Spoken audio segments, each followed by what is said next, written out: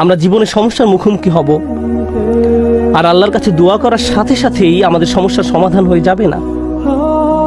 দোয়ার বাস্তবতা বোঝার চেষ্টা করুন। দোয়ার উদ্দেশ্য কি? আমরা প্রায় দোয়াকে তলাবের সাথে গুলিয়ে ফেলি। আরবিতে তলাব মানে কোনো কিছু তালাশ করা, কোনো কিছু দাবি করা, আর দোয়ার আক্ষরিক অর্থ হলো ডাকা।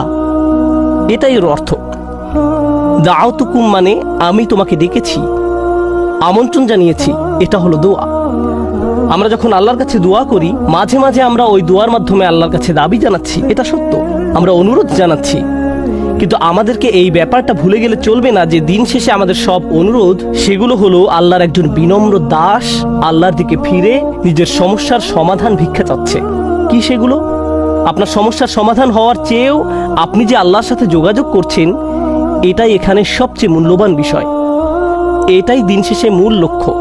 আপনি যে আল্লাহর সাথে কথাবার্তা যুক্ত হয়েছেন, এটাই দিন শেষে মূল লক্ষ্য। আল্লাহ আপনার সমস্যা তাৎক্ষণিকভাবে সমাধান করে দেবেন কিনা সেটা ভিন্ন বিষয়। আমি এই সম্পর্কে সংক্ষেপে কিছু কথা শেয়ার করতে চাই, পরে মরিয়ম সালামুন আলাইহা নিয়ে কথা বলবো। কখনো কখনো আপনি এমন কিছু সমস্যার মুখোমুখি হন যে মনের মাঝে প্রশ্ন আসে, আমাকে কেন এই সমস্যার মোকাবেলা করতে হবে? আপনাদেরকে একটা কথা জিজ্ঞেস করি। ইউসুফ আলাইহিস সালাম তো 8-9 বছরের এক বালক ছিলেন মাত্র। শিশু মানে তো নিষ্পাপ। একজন শিশু এমন কি করতে পারে যার জন্য সে কিডন্যাপ হতে পারে? একজন শিশু এমন কি অন্যায় করতে পারে যার কারণে সে কুয়ার মধ্যে নিক্ষিপ্ত হবে? একজন শিশু কি করতে পারে যার কারণে সে দাস হিসেবে বিকৃত হবে ভিন্ন একটি দেশে? আর তিনি প্রাপ্তবয়স্ক হওয়ার পর কি অন্যায় করেছেন যার কারণে তাকে কারাগারে নিক্ষিপ্ত হতে হবে মিথ্যা একটা অভিযোগে? তিনি তো নিজের অন্যায়ের কারণে জেল খাটেননি, তিনি নির্দোষ ছিলেন, আর তাকে এতগুলো বছর জেলে কাটাতে হয়। তাকে জীবনে এমন সব পরিস্থিতির ভেতর দিয়ে যেতে হয়, অন্য কারো এমন হলে বলতো, ভাই জীবন অন্যায্য, কি বা করার আছে, জীবন অন্যায্য। কিন্তু একজন বিশ্বাসীর ক্ষেত্রে কি হয়? সে শুধু বলে না যে জীবন অন্যায্য, সে বলে আল্লাহ অন্যায্য। নাউজুবিল্লাহ। আর আল্লাহ সূরা ইউসুফে বলছেন, আল্লাহু গালিবুন আলা আমরিহি, আল্লাহ তার সকল কাজে তত্ত্বাবধান করছিলেন। ইউসুফের জন্য যত সিদ্ধান্ত নেওয়া হয়েছিল, আল্লাহ তার সবগুলোতে প্রভাব রেখেছিলেন। কিভাবে? কখনো কখনো আমি আপনি এমন কিছু সমস্যার মুখোমুখি হব, আল্লাহ জানেন ভালো কিছু সামনে আছে। কখনো কখনো ভালো যা কিছু আসছে তা আপনার নিজের জন্য, আবার কখনো বা অন্য কারোর জন্য,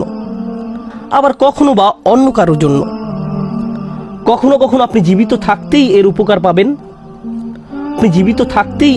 পাবেন, আর কখনো কখনো এই উপকার আসবে আপনি আল্লাহর কাছে ফিরে যাওয়ার পর। ইউসুফ আলাইহিস সালামের ক্ষেত্রে কি হয়েছিল? একজন পিতা তার সন্তান থেকে বিচ্ছিন্ন হয়ে পড়েন। কিন্তু চিন্তা করে দেখুন, তাকে যদি কিডন্যাপ করা না হতো তাহলে তিনি কুয়ায় নিক্ষিপ্ত হতেন না। তিনি যদি কুয়ায় না পড়তেন তাহলে কোনোদিন মিশরে গিয়ে পৌঁছাতেন না। আর মিশরে কোনোদিন না গেলে তিনি জেলে নিক্ষিপ্ত হতেন না। আর যদি জেলে না যেতেন তাহলে জেলের ওই 2 লোকের সাথে তার কোনোদিন সাক্ষাৎ হতো না যাদের স্বপ্নের তিনি ব্যাখ্যা দিয়েছিলেন।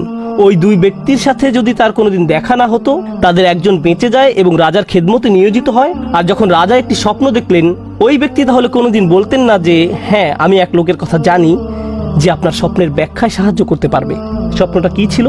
দেশে 7 বছর হবে প্রাচুর্যের, আর পরবর্তী 7 বছর দেশে কোনো ফসল ফলবে না, কোনো উৎপাদন হবে না, মানুষ দুর্ভিক্ষে মারা যাবে। যদি ইউসুফ জেলে না যেতেন আলাইহিস সালাম এবং তাকে মুক্তি দেওয়া না হতো ওই স্বপ্নের ব্যাখ্যা করার জন্য সেই সময়, তাহলে দেশ অর্থনৈতিক, ফাইন্যান্সিয়াল এবং সামাজিক এক দুর্যোগে পতিত হতো। লক্ষ লক্ষ শিশু দুর্ভিক্ষে মারা যেত। একজন শিশু কষ্ট স্বীকার করলো কয়েক বছরের জন্য। এক শিশুর কষ্ট স্বীকারের ফলে আল্লাহর পরিকল্পনা ছিল অগণিত পরিবারকে অনাহারে সন্তান হারানোর বেদনা থেকে রক্ষা করবেন। এই পরিকল্পনার কারণে ইউসুফ আলাইহিস সালাম জেল থেকে ফিরে এসে স্বপ্নের ব্যাখ্যা করলেন এবং অর্থ মন্ত্রণালয়ের দায়িত্ব নিলেন। আমার এক বন্ধুর নাম হয়তো আপনারা শুনে থাকবেন, তার নাম রবার্ট ডেভিলা। আমি ওই বোনকে তার সম্পর্কে জিজ্ঞেস করেছিলাম। সে বলল সে তার কথা শুনেছে। সে তার শরীরের কোনো অংশ নাড়াতে পারে না, শুধু মুখমণ্ডল ছাড়া। সে কি এমন অন্যায় করেছে যার কারণে এমন পরিস্থিতি? কিছুই না। কিন্তু কত মানুষ ইসলাম গ্রহণ করেছে তার এই অক্ষমতার দরুন। কত শত মানুষ এই ঘটনার কথা শুনে আল্লাহর পথে ফিরে এসেছে। কত শত মানুষ আল্লাহর প্রতি অকৃতজ্ঞ ছিল, যদিও তারা মুসলিম ছিল, কিন্তু নামে মাত্র মুসলিম ছিল, এবং সিদ্ধান্ত নিল যে আল্লাহর কাছে আত্মসমর্পণ করবে, কারণ ওই মানুষটি একটি বিছানায় শুয়ে আছে তার কষ্ট, দুর্ভোগ লক্ষ লক্ষ মানুষের জন্য হেদায়েতের কারণে পরিণত হলো। বুঝতে পারছেন? কখনো কখনো আমি আপনি কষ্টকর অবস্থায় পতিত হই, যা আসলে খুবই সামান্য, এমন অসংখ্য কল্যাণ আর এমন অসংখ্য উপকারের জন্য, যা হয় এখন আমার কাছে আসবে, নতুবা আল্লাহর কাছে ফেরত যাওয়ার পর আমি এর উপকার ভোগ করব। সুতরাং আমাদের দোয়া কোনো কিছু অর্ডার করার মতো নয়।